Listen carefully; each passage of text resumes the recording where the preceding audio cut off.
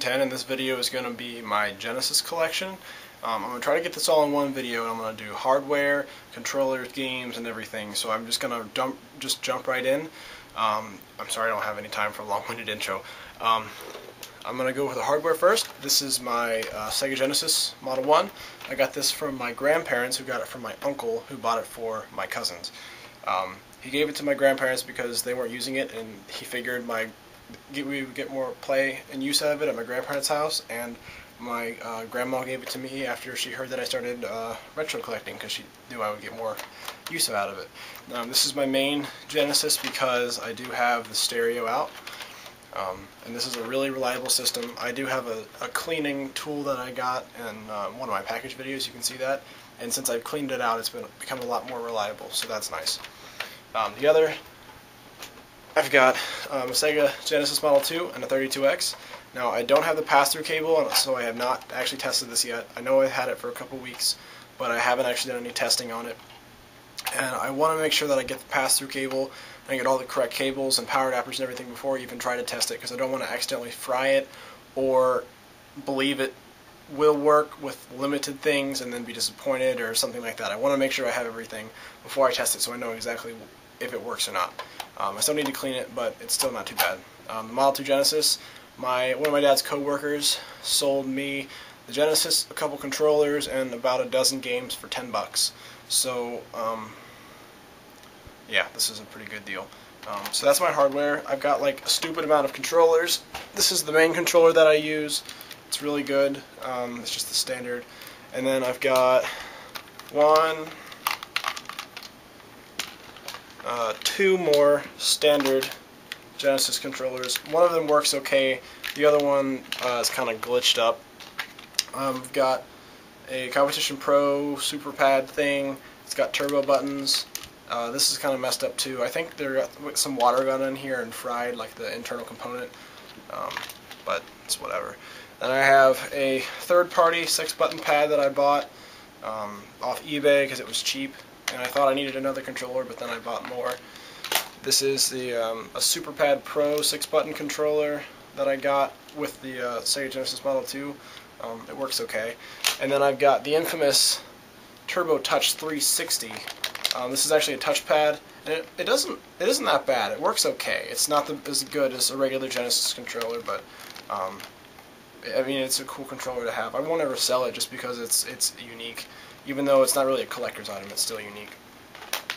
Let's go on to the games. First of all, I have this cleaning tool. The cartridges you clean in there, and then the game system you clean in there. So that's nice. These two games I have not been able to get to work. This is Tasmania, cart only, and what is this? Hit the Ice. I have not been able to get these two games to work. The pins are kind of chipped on the cartridges themselves, so I'm just gonna have to mess around with them and get them to work. We'll go to my boxed games first. We got Sonic 2 complete in box. This I got in a trade from Gracie Cubano. If you haven't seen the video, it'll be in my probably close to this video in my uploaded videos, so you can watch that there. So there's Sonic 2, and then I have Sonic and Knuckles complete in box. I got this at Goodwill for $5 a long time ago. There's the manual and the cartridge itself, so that's nifty. I'd like to get all the Sonic games complete, just because it'll look really nice next to each other. I'm also aiming to get more complete games. Those are my only boxed ones.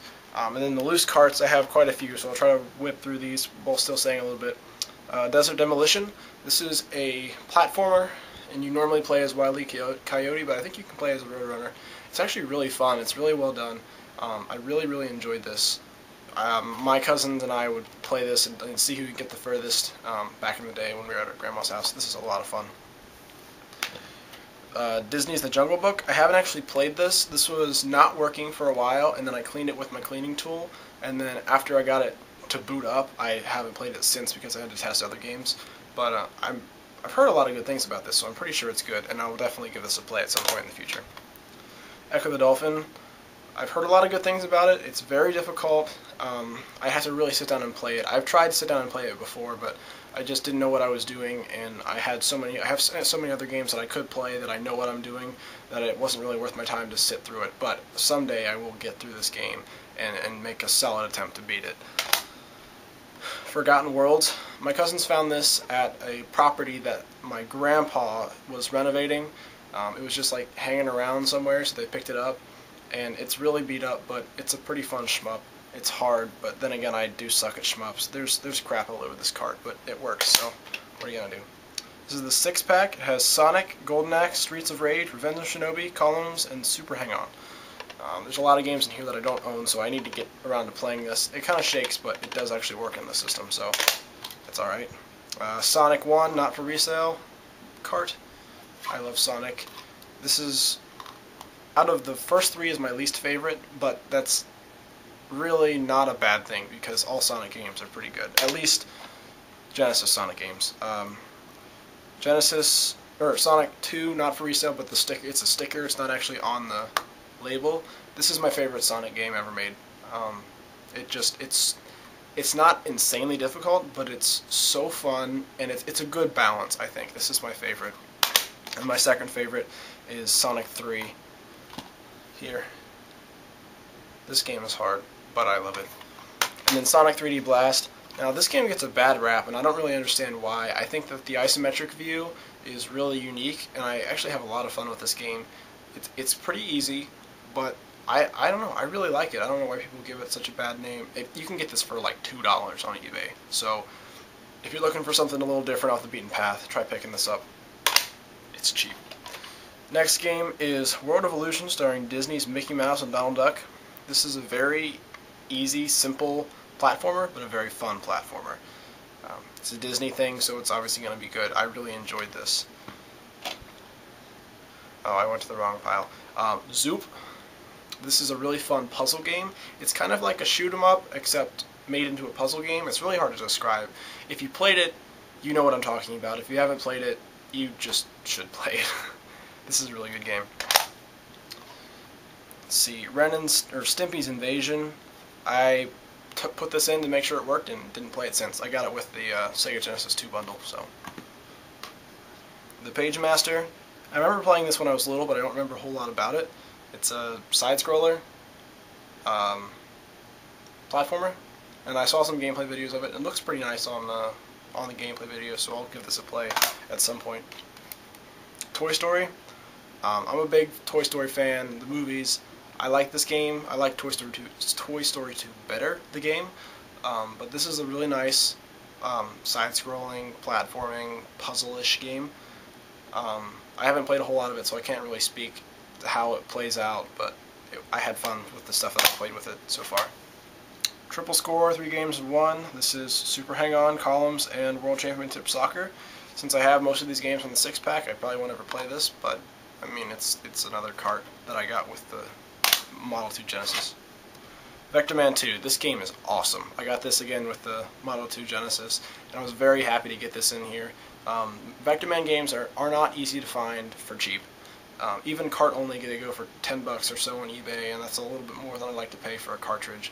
But this is a lot of fun, and if you are looking for a platforming shooter type game on the Genesis and you've exhausted all the main ones, pick up Vector Man.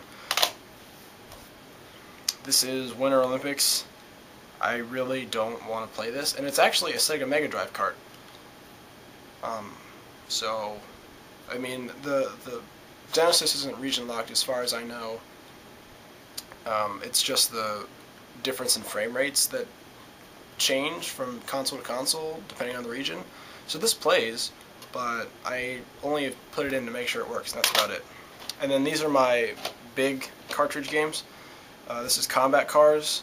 I don't know if I've ever played this. I don't remember ever playing this, but I think this came with my grandma's Genesis. Road Rash. I love this game. My cousins and I would play this, and just we played a 2-player. We would play this for hours on end. It was just so much fun to race against each other and push people off each other's bikes and stuff like that. I really, really enjoyed this game. A lot of good memories. EA Sports Triple Play 96. This came with my Model 1 Genesis, and I honestly haven't played it. It's really heavy, so I'm assuming there's a battery backup in here, but I don't really care for it. And then Zero Tolerance. This came with my Model 2 Genesis, and I've only plugged it in to make sure that it works. I haven't actually played it. And it kind of sounds bad to end on a game that I haven't played before, but I just have so many games that I've yet to play that I haven't really given a solid look at everything, but I'm really trying to catch up with everything.